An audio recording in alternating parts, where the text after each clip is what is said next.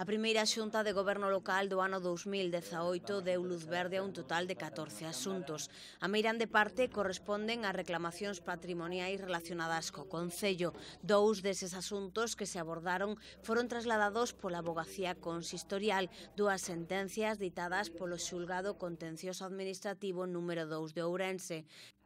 Na primeira delas estímase en parte un recurso dun particular contra a desestimación por silencio administrativo da reclamación de responsabilidade patrimonial de data de 7 de xullo de 2016 polos danos sufridos no seu vehículo por mor dun socavón existente na rúa Dr. Fleming, anulando dita resolución.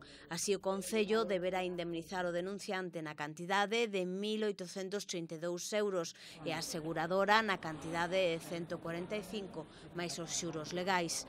Neste caso, o xulgado fixa a mesma indemnización que se ditara no seu día.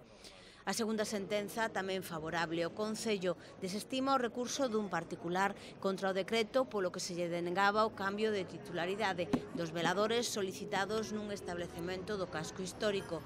O xulgado dalle razón ao Concello e ratifica a súa decisión.